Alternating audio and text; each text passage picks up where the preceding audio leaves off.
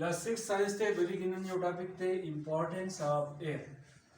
Importance ټکي چې دا موږ ول اهمیت. یو څه زموږ لپاره ضروري دی موږ وایو دا زموږ لپاره اهم دی. ٹھیک شو؟ دغه یو څه چې دا غیر بغیر موږ ټیم نشو تیرولای موږ ژوند نشو تیرولای نو موږ وایو دا څه زموږ لپاره ډیر زیات اهم دی.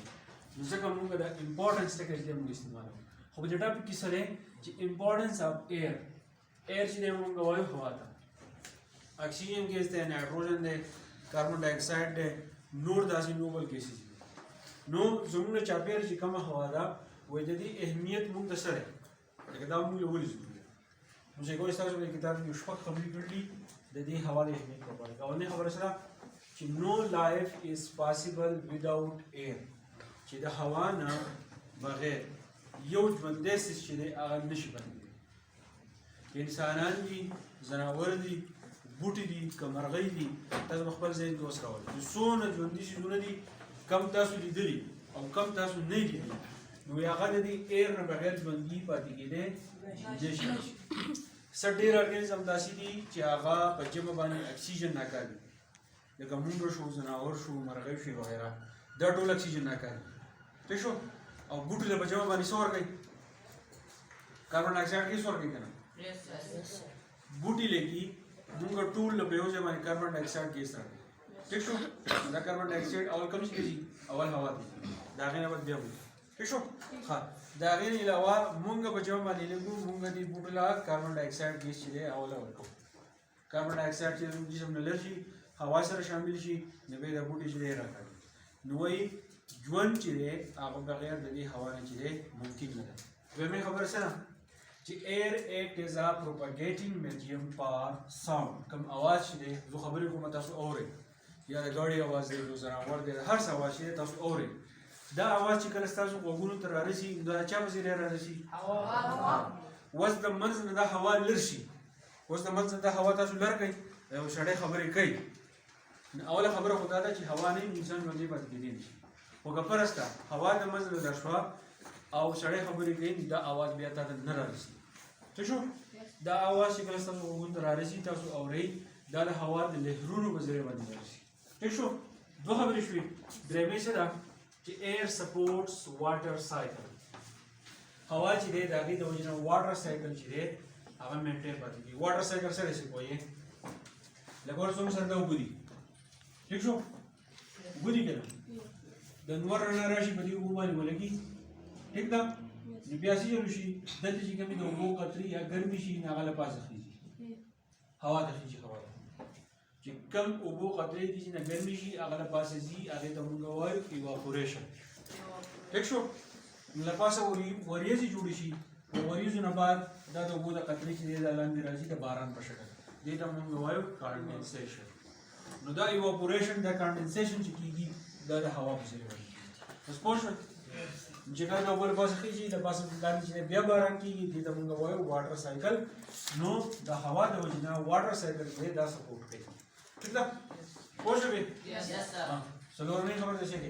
ایر هیلپس ان پالینیشن آف سیډس کم تخمونه چې دي هغه د یو ځای نه یا د یو ګل نه بل ګل ته چې ځي هغه د هوا په ذریعه باندې ځي څنګه چې څه کوي اوس کې اوس دا هوا ده د یو ګل له زموږ سره ٹھیک شو دلته کې زموږ سره تخمونه تاسو لیدلي د ګل په منځ کې داسې ډنډرې شي تاسو خیال کړئ دې ته موږ وایو پولنس څه ته وایو پولنس اوس دا پولنس چې دي چې کله هوا راشي یا زموږ سره د انسیکټ په ذریعه خو دلته کې موږ وایو د هوا په ذریعه د هوا په ذریعه باندې دا کوم پولنس چې دي دا د یو ګل نه بل ګل ته ځي او هلته کې بیا میوې چې دي هغه جوړ دي ٹھیک شو یا یو نوی بوټی چې دی هغه جوړېږي دا د څه په ذریعه ایر په ذریعه بل څه سره ایر مینټین ټمپریچر آن د ارث سرفیس د هوا د وجې نه زمونږ په دې ځمکه باندې چې کومه ګرمي ده کومه یخني ده هغه د چا د وجې نه ده هوا د وجې نه اوس بالکل هر څه ساکن ولاړ دي مطلب دی پاڼې نه ډکېږي ونې د واړه واړه بوټي چې دا نه ډکېږي بالکل هر څه قشن ولاړ دي بیا اکثر تاسو محسوس کړئ ګرمي که نه خو چې کله هوا شروع شي هغې ته بیا موږ وینډ وایو WIND وینډ د هغې سره څه راشي یخ راشي که نه یا ته موږ چې دی ساړه وایو موږ باندې چې هوا لګي نو موږ چې دی ښه محسوسوو موږ چې دی بیا څه کېږي درجه حرارت بدل شي ټمپریچر بدل شي نو هغې ته موږ څه وایو لسته شوه یخني شوه بیا سره چې air supports flight of aeroplanes and birds کومې مرغۍ چې دي او کوم ایروپلین چې دي جهازونه چې دي هغه چې په هوا کې الوزي دا چا د وجې د هوا دا هوا پر سکنۍ دا بیا نشي د دې ځمکې نه چې کومه ګرمه هوا یې هغه له پاسه پته شي د هغې د وجې نه ډېرې مرغۍ چې له پاسه الوزي ټیک ده ګرمه هوا چې له پاسه پته شي که نه نو دا مرغۍ هم تر څه کړي داسې الوزي د څه د وجې دا ګرمه هوا له پاسه زور کوي نو دا مرغۍ هم چې له پاسه زور کوي نو دا داسې الوزي نو پیدا چا نه ده ٹھیک شو ها اوس دا ګرځل چې دا اټماسفیر دی اټماسفیر موږ یې وایو د ځمکې نه لپاسه تاسو ګورئ د لپاسه څونه ځای چې دی دا اټماسفیر دی ټیک شو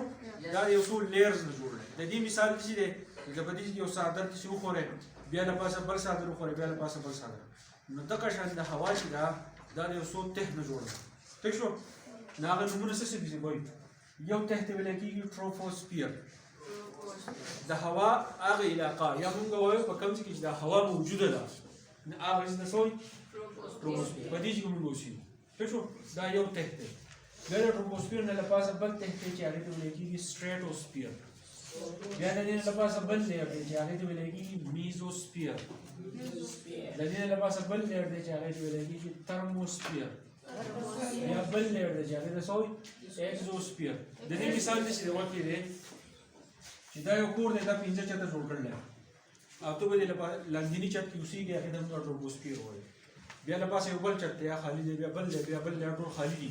خو صرف په دې کې موږ چې دی اوسېږو دې ته ویل کېږي ټروپوسفیر ټیک شو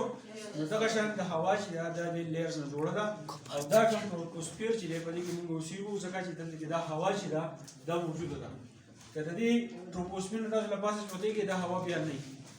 نو په هغه کې بیا ژوند تېرول چې بیا ګران دی ګران ټیک شو نو دا امپورټنس اف ایر کلاس 6 دا شو بیا دې شو په سیریل کې چې انشاء الله